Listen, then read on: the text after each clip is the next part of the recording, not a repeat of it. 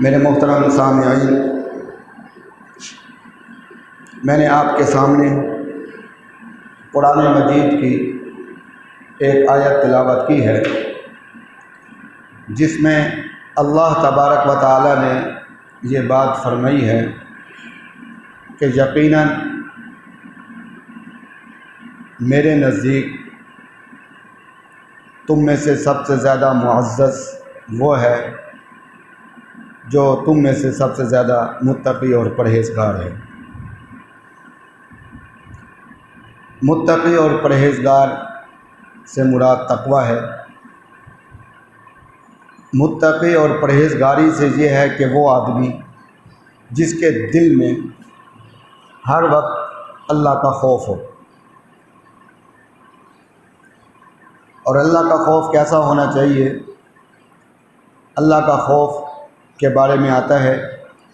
وَلِمَنْ خَافَ مَقَامَ رَبِّهِ جَنَّتَانِ، کہ اللہ کے مقام کا خوف ہو۔ جس طریقے سے ایک اولاد کو اپنے والدین کا خوف ہوتا ہے، اپنے بڑوں کا خوف ہوتا ہے، ایک شاگرد کو اپنے اساتذہ کا خوف ہوتا ہے کہ اگر مجھ سے یہ کام ہو گیا تو میرے اساتذہ کیا کہیں گے اور میں ان کے سامنے کیسے پیش ہوں گا، شرمندگی محسوس ہوتی ہے۔ اور تقوی کیا ہے؟ اس کے بارے میں حضرت عمر رضی اللہ عنہ نے حضرت ابی بن کعب رضی اللہ عنہ سے پوچھا کہ تقوی کیا ہے؟ آپ نے فرمایا کہ فاروق اعظم رضی اللہ عنہ سے، کیا کبھی جھاڑی دار راستے سے آپ نے کبھی سفر کیا ہے؟ تو حضرت فاروق اعظم رضی اللہ عنہ نے فرمایا کہ بالکل، جب میں چرواہا تھا، بکریاں چراتا تھا یا تو میں پھر جھاڑی دار راستوں سے سفر کرتا تھا۔ آپ نے فرمایا کہ کیا کرتے ہیں؟ فرمایا کہ میں اپنے کپڑوں کو سمیٹ لیتا ہوں اور بڑی احتیاط کے ساتھ چلتا ہوں تاکہ کوئی کانٹا جو ہے وہ مجھے چبھ نہ جائے۔ تو حضرت ابی بن کعب رضی اللہ عنہ نے فرمایا کہ بالکل اسی طریقے سے دنیا ایک ایسی جھاڑی دار جگہ ہے کہ ہر طرف گناہوں کے کانٹے ہی کانٹے ہیں۔ آدمی کو اس طریقے سے سمجھ کر چلنا ہے کہ کہیں کوئی گناہ جو ہے، کوئی گناہ کا کانٹا اس کے ساتھ الجھ نہ جائے۔ اور اس تقوی کی مثالیں ہمیں ملتی ہیں کہ حضرت عبداللہ بن عمر رضی اللہ عنہ کے بارے میں آتا ہے کہ انہوں نے دیکھا ایک چرواہا سفر میں تھے، ایک چرواہا اپنی بکریاں کو لے کر جا رہا ہے، تو حضرت عبداللہ بن عمر رضی اللہ عنہ کو بھوک لگی تھی اور انہوں نے اس چرواہا سے کہا کہ مجھے اجرت پر اگر کچھ دودھ مل جائے یا بکری مل جائے۔ تو اس چرواہے نے کہا کہ میں تو اس چیز کا مالک نہیں ہوں، میرا مالک تو فلاں شخص ہے اور مجھے اجازت نہیں ہے کہ میں آپ کو اس میں سے دودھ دے سکوں، تو اس وجہ سے میں آپ کو دودھ نہیں دے سکتا۔ تو حضرت عبداللہ بن عمر رضی اللہ عنہ نے اس کو آزمانا چاہا، تو آزمانے کے لیے فرمایا کہ یہ بھی تو ہو سکتا ہے ایک آدھی بکری جو ہے بھیڑیا کھا گیا ہے، گم بھی تو ہو سکتی ہے۔ تو اس چرواہے کے بارے میں آتا ہے کہ اس نے اپنی پیٹھ پھیر کر جانے لگا، اس نے ایک لفظ کہا، ساری باتیں سن کر اس نے ایک لفظ کہا، وہ لفظ یہ تھا کہ فَأَيْنَ اللَّهُ۔ تو اس ایک لفظ کے اندر بہت بڑی بات تھی۔ اس نے لفظ کا مفہوم، اس ایک دو لفظوں کا مفہوم یہ ہے کہ پس اللہ کہاں ہے، بس اس نے یہی کہا۔ کوئی لمبی چوڑی اس نے تقریر نہیں کی کہ اللہ دیکھ رہا ہے اور میں اللہ کے سامنے کیسے پیش ہوں گا، یہ میرے لیے مناسب نہیں ہے، نہیں، بلکہ ایک دو لفظوں کا ایک جملہ کہا، فَأَيْنَ اللَّهُ، پس اللہ کہاں ہے۔ اس کا مطلب یہ ہے کہ پس اللہ کہاں ہے، یہ بات کہہ کر چلا گیا، یعنی کہ اللہ تو دیکھ رہا ہے، اس کے اندر سارے مفہوم ہیں۔ تو یہ جو ہے تقوی اسی کو کہتے ہیں کہ دل کے اندر ہر وقت اللہ کا خوف، اللہ کا خیال۔ اور اسی طریقے سے جو بات میں آج عرض کرنا چاہتا ہوں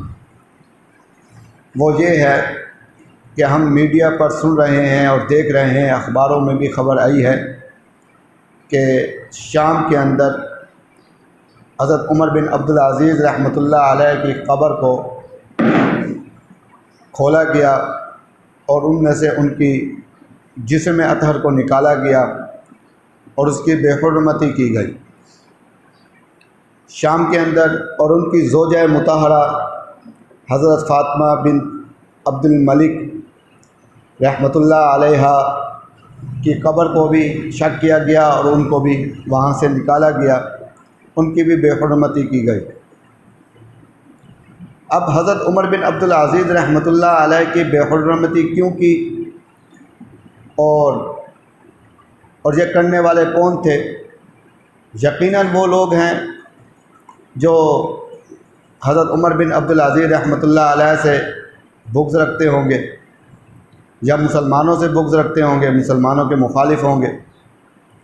مگر جب حضرت عمر بن عبدالعزیز رحمۃ اللہ علیہ کی جب سوانح کا مطالعہ کیا جاتا ہے تو معلوم یہی ہوتا ہے کہ یہ وہ لوگ ہیں جو صحابہ کرام رضی اللہ عنہم اجمعین سے بغض رکھنے والے ہیں، اور یہ اس وجہ سے کیونکہ ان کے کڑیاں جو ہیں حضرت عمر بن عبدالعزیز رحمۃ اللہ علیہ کی کڑیاں جو ہیں وہ حضرت فاروق اعظم رضی اللہ عنہ سے ملتی ہے، اور جو صحابہ کرام رضی اللہ عنہم اجمعین سے بغض رکھنے والے ہیں وہ سب سے زیادہ جس پر تبرہ کرتے ہیں، جس کو برا بھلا کہتے ہیں، وہ حضرت فاروق اعظم رضی اللہ عنہ ہیں، ان کے بارے میں سب سے زیادہ تبرہ کرتے ہیں۔ اور حضرت فاروق اعظم رضی اللہ عنہ کے بارے میں نبی کریم صلی اللہ علیہ وسلم نے فرمایا کہ جس راستے پر فاروق اعظم چلتے ہیں وہ راستہ شیطان چھوڑ دیتا ہے، تو اس وجہ سے ان کو شیطان ہی کہیں کہ ان شیطان کو اس پر بڑی تکلیف ہے کہ جس کی نسبت جو ہے وہ حضرت فاروق اعظم رضی اللہ عنہ سے ملتی ہے تو شیطان کو اور شیطان کے چاہنے والوں کو بڑی تکلیف ہوتی ہے۔ حضرت عمر بن عبدالعزیز رحمۃ اللہ علیہ جن کو چھٹا خلیفہ راشد کہتے ہیں، چھٹا خلیفہ راشد، پہلے 4 خلفاء جو ہیں وہ حضرت ابو بکر صدیق رضی اللہ عنہ، حضرت فاروق اعظم رضی اللہ عنہ، حضرت عثمان غنی رضی اللہ عنہ، حضرت علی رضی اللہ عنہ ہیں۔ اس کے بعد 5واں جو خلیفہ راشد کہتے ہیں وہ حضرت معاویہ رضی اللہ عنہ کو کہا جاتا ہے، اور چھٹا خلیفہ راشد حضرت عمر بن عبدالعزیز رحمۃ اللہ علیہ کو کہا جاتا ہے۔ اور حضرت عمر بن عبدالعزیز رحمۃ اللہ علیہ کون ہیں؟ تو یہ بات جاننا ضروری ہے۔ آپ نے یہ واقعہ سنا ہوگا کہ حضرت فاروق اعظم رضی اللہ عنہ کا معمول یہ تھا کہ آپ گشت کیا کرتے تھے رات کے وقت۔ خلفائے راشدین کا بھی یہی معمول تھا کہ آپ رات کے وقت اپنی رعایا کی خبر لینے کے لیے گشت کیا کرتے تھے۔ تو آپ ایک دن گشت کر رہے تھے، تھک کر ایک مکان تھا، اس کے دیوار کے ساتھ ٹیک لگا کر کھڑے ہو گئے۔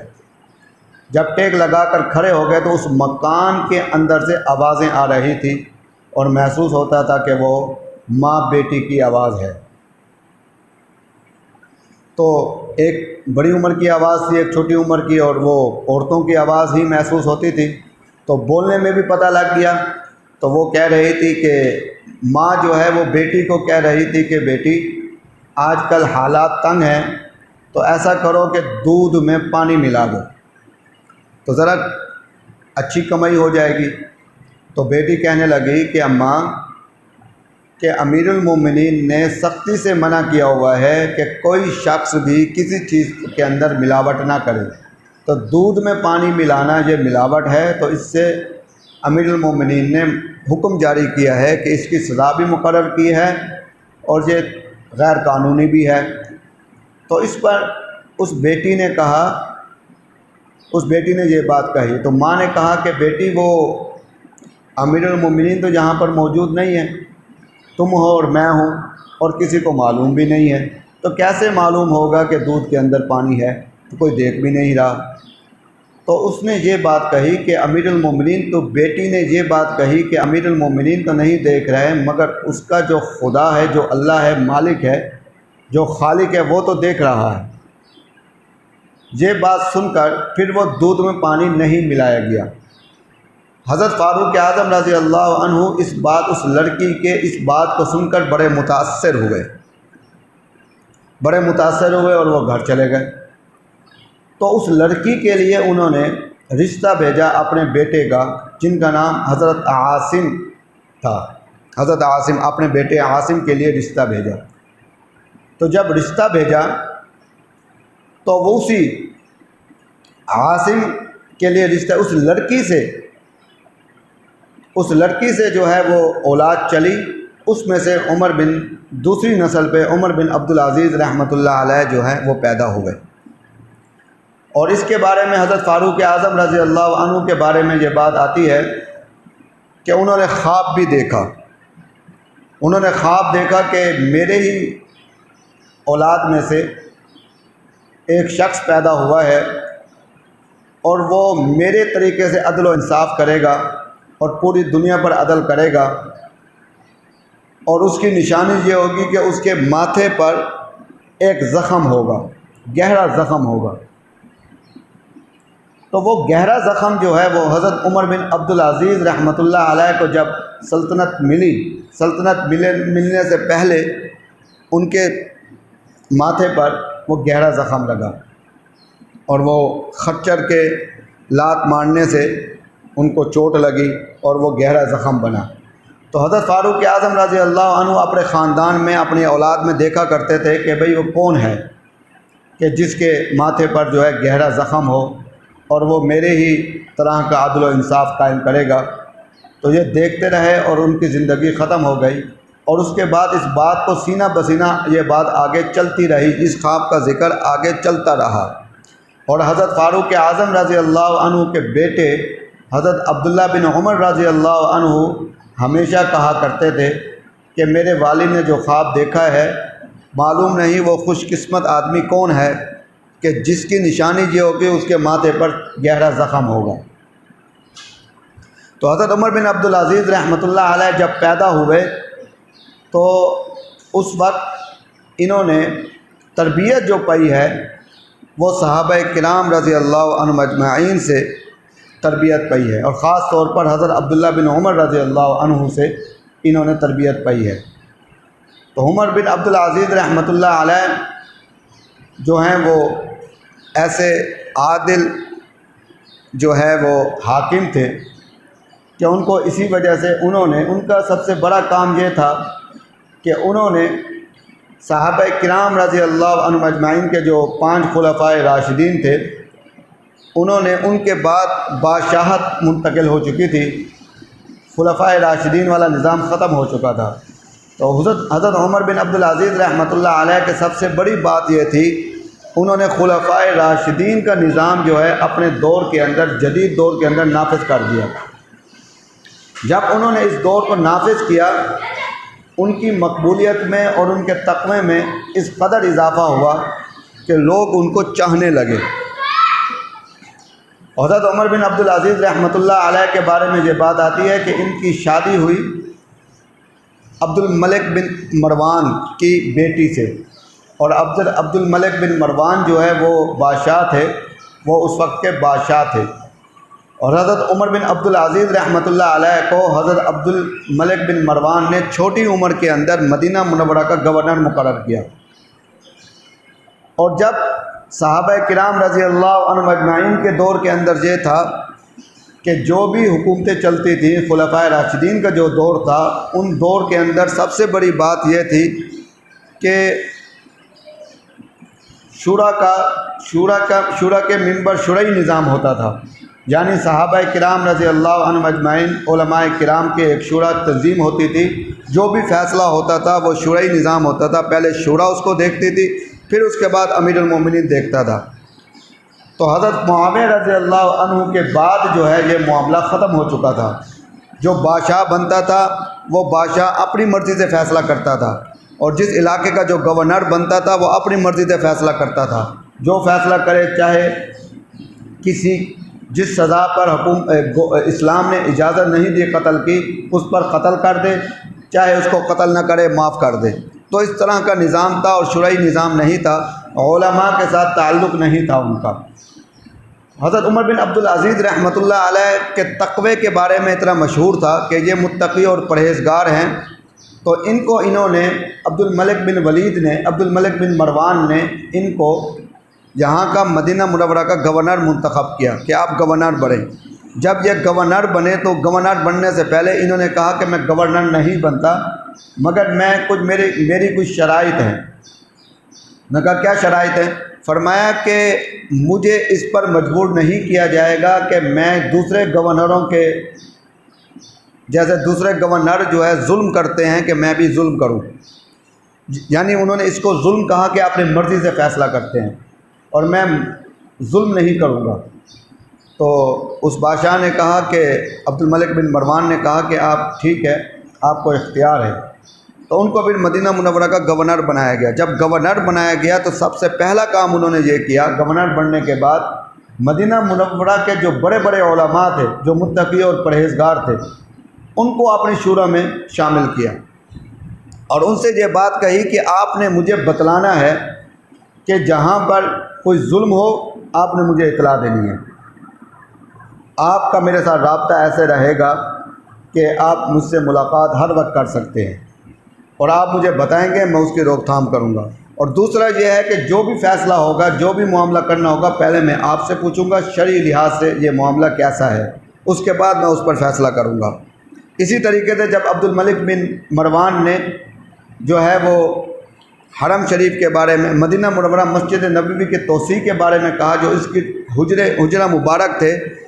تو اس نے پیغام بھیجا کہ کوئی مسجد نبوی چھوٹی ہو گئی ہے اور اس کو بڑا کرو، حجروں کو ساتھ ملا لو اور جو جائیداد ہے اس کو خرید کر کے اس کے اندر شامل کرو۔ لوگوں نے احتجاج کیا کہ اس کو ہم نہیں کرنے دیں گے۔ تو حضرت عمر بن عبدالعزیز رحمۃ اللہ علیہ نے کیا کیا،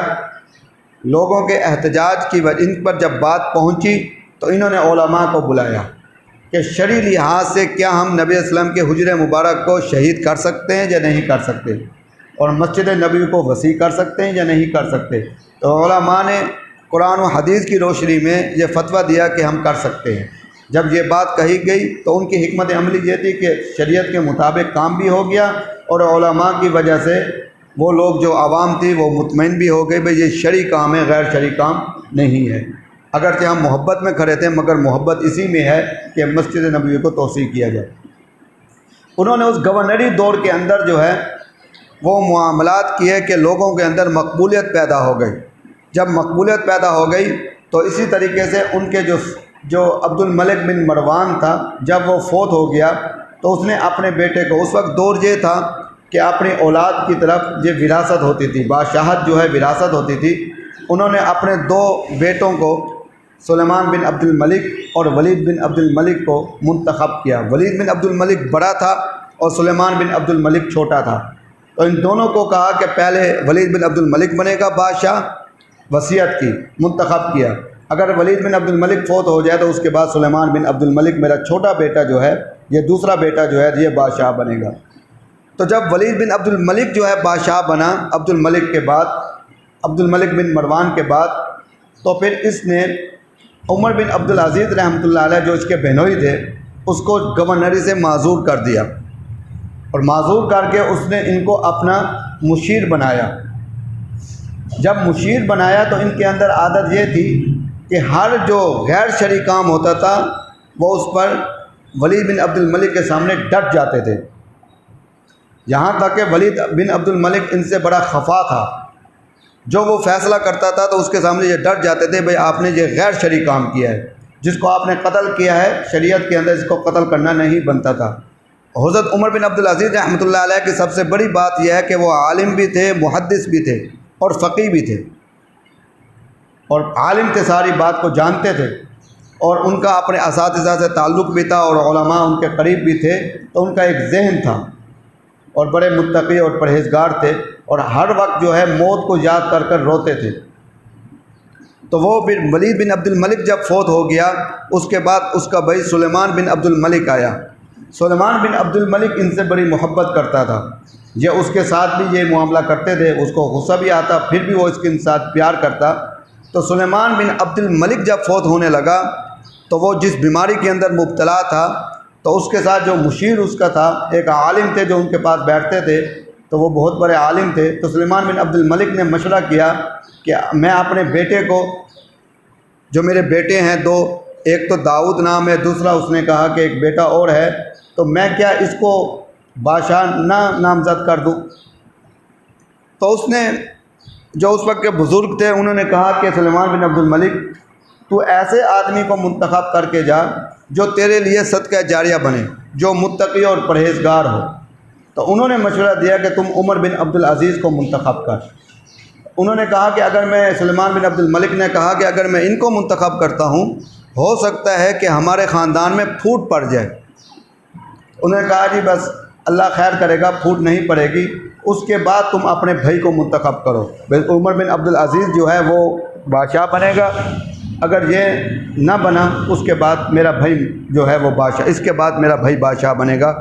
تو انہوں نے اپنے بھائی، چھوٹے بھائی کو منتخب کیا کیونکہ پھوٹ بھی نہ پڑے۔ تو اس بزرگوں نے جو ہے وہ اپنے پاس وصیت رکھی، اور جب وہ سلیمان بن عبد الملک فوت ہو گیا، انہوں نے پھر وصیت پڑھی کہ بھئی اس بند ہوتی تھی، سیل کر دیتے تھے، سارے اس وصیت پر جو ہے وہ بیعت کرتے تھے، بھئی ہم بادشاہ کی اس بات کو مانتے ہیں۔ جب مان لیا، انہوں نے بیعت کر لی، تو انہوں نے پھر اس کاغذ کو کھولا، اس کے اندر عمر بن عبد العزیز رحمۃ اللہ علیہ کا نام تھا۔ جب عمر بن عبد العزیز رحمۃ اللہ علیہ کا نام تھا تو عمر بن عبد العزیز رحمۃ اللہ علیہ وہاں پر موجود تھے۔ انہوں نے انکار کر دیا کہ میں خلیفہ نہیں بنتا، میں اس اہل نہیں ہوں۔ تو پھر انہوں نے بعد میں وہ چلے گئے، اور اس کے بعد انہوں نے یہ بھی اختیار دے دیا کہ آپ کو اختیار ہے کہ آپ جس کو مرضی خلیفہ بنا لیں، میں اس قابل نہیں ہوں خلیفہ بنوں۔ تو جب وہ خلیفہ بنے، ان کو پھر زور کیا گیا، سب کی طرف سے آواز آئی کہ آپ نے ہی خلیفہ بننا ہے، کیونکہ ان کا جو مدینہ منورہ کے جو والی بنے تھے، گورنر بنے تھے، ان سے لوگ خوش تھے۔ تو جب وہ خلیفہ بن گئے، ان کی وجہ سے مقبولیت تھی، تو ان کو خلیفہ بنایا گیا۔ تو جب خلیفہ بنایا گیا تو انہوں نے چاہا کہ اب اصلاح کرنی چاہیے،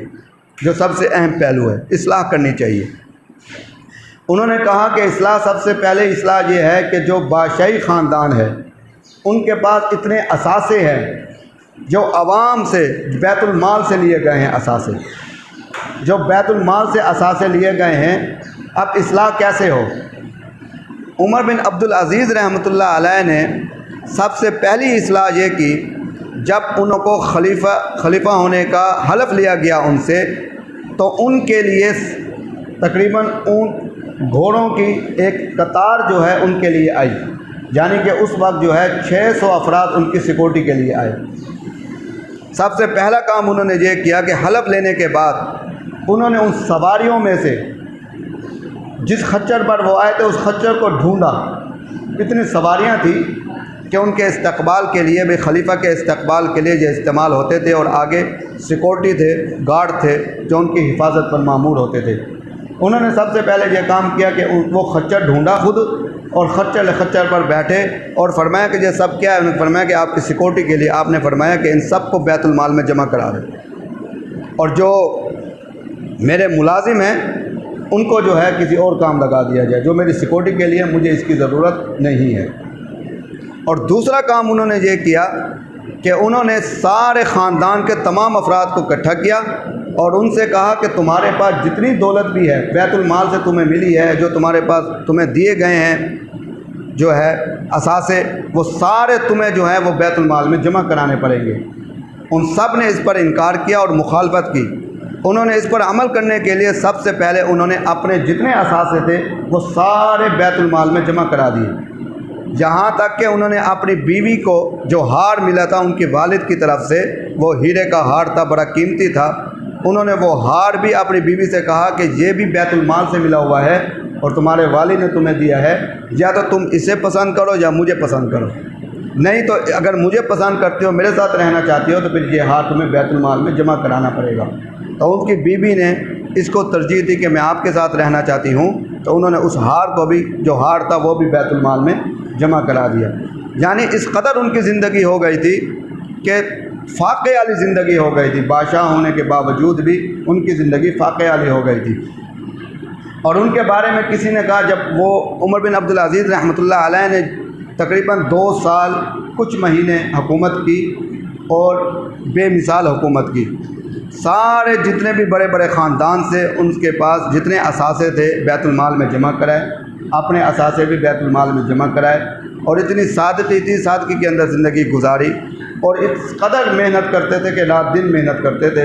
اور اس قدر ضعیف اور کمزور ہو گئے تھے حکومت کرتے کرتے کہ 40 سال کی عمر میں ان کی وفات ہو گئی تھی، یعنی اتنی چھوٹی عمر ان کی تھی۔ اور ان کے بارے میں آتا ہے کہ انہوں نے اپنی اولاد کے لیے کوئی چیز بھی نہیں چھوڑی۔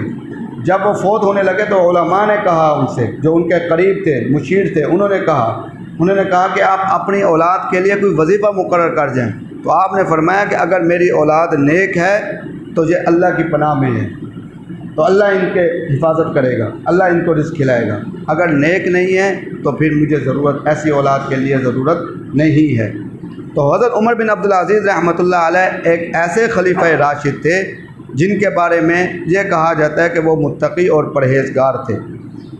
اور ان کی حکومت جو ہے، ان کی جو خلافت تھی، وہ جو ہے وہ شام کے اندر جو ہے وہ ان کی قبر مبارک بھی تھی، اور ان کی قبر مبارک کو شک کیا گیا، کھولا گیا، اور ان کی جو ہے وہ بے حرمتی کی گئی۔ تو کیونکہ ہم اپنے اکابرین کو بھول چکے ہیں، ہمارے مقابلے میں جو تبرہ کرنے والے ہیں وہ آپ کو آپ کے 12 اماموں کے نام بھی بتلائیں گے، اور 12 اماموں کے خاندان کے نام، ان کی ساری نسلوں کے نام بتلائیں گے، کتنے بیٹے تھے، ان کی اولاد کیا تھی، ان کے 12 امام پورے گنتی کروائیں گے۔ مگر ہمارا معاملہ یہ ہے کہ ہم مسلمان ہیں، ہم نبی کریم صلی اللہ علیہ وسلم کے خاندان کو بھی نہیں جانتے اور نہ ہی جاننے کا شوق رکھتے ہیں۔ تو اس وجہ سے آج ہمارے لیے ایسے معلوم ہوتا ہے کہ عمر بن عبدالعزیز رحمۃ اللہ علیہ کا جو ذکر ہوا ہے، اکثر لوگوں کے لیے یہ اجنبی بات ہوگی کہ عمر بن عبدالعزیز رحمۃ اللہ علیہ کون تھے، حالانکہ ان کو چھٹا خلیفہ راشد کہا جاتا ہے، اور مسلمانوں کے اندر ان کا ایک بڑا نام ہے، اور جہاں تک کہ احادیث کو روایت کرنے میں بھی ان کا نام آتا ہے، کئی احادیثیں انہوں نے روایت کی ہے، ایک محدث بھی تھے، مگر آج ہم نے ان کو بھلا رکھا ہے۔ تو عمر بن عبدالعزیز رحمۃ اللہ علیہ کی جسم اطہر کی جو شام کے اندر بے حرمتی کی گئی ہے، یہ مسلمان کے لیے ایک المیہ واقعہ ہے، ایک خطرناک واقعہ ہے کہ ایک ایسے عادل حاکم کے بارے میں جو متقی اور پرہیزگار تھا اور جو محدث بھی تھا، اور ان لوگوں نے ان کی قبر کو شک کیا، کھولا، جو صحابہ کرام رضی اللہ عنہم سے اجمعین سے تبرہ کرتے ہیں۔ اور یہ ہو سکتا ہے کہ اس سے یہی مراد ہے کہ اب یہ کام آگے چلے گا۔ آج عمر بن عبدالعزیز رحمۃ اللہ علیہ تک پہنچے ہیں، اور آگے جو ہے وہ کوشش کریں گے کہ ہمارے اور بھی شام کے اندر اور بھی اکابرین جو ہیں وہ مدفون ہیں، اور وہاں تک پہنچیں گے، اور یہاں تک کہ پوری دنیا کے اندر صحابہ کرام رضی اللہ عنہم اجمعین کی قبریں بھی موجود ہیں۔ تو اس طریقے سے اگر ہمارے ہوتے ہوئے، اگر اس طریقے سے ہمارے اولیاء کرام کی بے حرمتی کی گئی، اگر صحابہ کرام رضی اللہ عنہم اجمعین کی بے حرمتی کی گئی، تو وہ جو برکات ہیں جو ان کی وجہ سے ہم تک پہنچے ہوئے ہیں، ہمیں مل رہے ہیں، تو آج تو ہم ان برکات سے، ان سے ناواقف ہونے کی وجہ سے محروم تو ہیں، تو آئندہ ہم اس چیز سے بھی محروم ہو جائیں گے۔ تو اس وجہ سے جتنا بھی احتجاج کیا جائے وہ کم ہے، اور اس کا احتجاج یہی ہے، سب سے بڑا احتجاج تو یہی ہے کہ حدیث میں آتا ہے کہ سب سے بڑا ایمان اور پختہ ایمان یہ ہے کہ اگر کوئی ایسی بات کوئی دیکھے تو اپنے ہاتھ سے اس کو روکے۔ فرمایا کہ اگر ہاتھ سے نہ روک سکے، اتنا ایمان قوی نہیں ہے، تو پھر زبان سے اس کو روکے۔ تو زبان یہی ہے کہ بات کو آگے پہنچائے، احتجاج کرے۔ فرمایا کہ اگر اتنی طاقت بھی نہیں رکھتا اور ایمان اس سے بھی کم کمزور ہے، تو فرمایا کہ پھر یہ ہے کہ دل میں اس کو برا جانے، دل میں اس کا دکھ ہونا چاہیے کہ ہمارے جو چھٹے خلیفہ راشد تھے، تبرہ کرنے والوں نے، انہوں نے ان کی قبر کو شک کیا اور ان کے جسم اطہر کو بے حرمتی کی۔ دل کے اندر اس کا غم ہونا چاہیے۔ اگر کسی مسلمان کے دل کے اندر اگر اس چیز کا غم بھی نہیں ہے، تو نبی صلی اللہ علیہ وسلم نے فرمایا کہ وذالک اضعف الایمان، کہ برا سمجھنا، یہ دل کے اندر برا سمجھنا، دین کے بارے میں سوچنا، فرمایا کہ یہ سب سے کم ایمان ہے، سب سے کمزور ایمان ہے۔ اگر کسی مسلمان کے دل کے اندر کسی اولیاء کرام کی بے حرمتی کا سن کر، صحابہ کرام رضی اللہ عنہم اجمعین کی بے حرمتی کا سن کر اگر دل کے اندر غم پیدا بھی نہیں ہوتا، اس کا مطلب یہ ہے کہ وذالک اضعف الایمان میں بھی نہیں آتا، اس کے دل کے اندر ایمان ہی باقی نہیں رہا۔ تو اللہ تبارک و تعالیٰ میں اس پر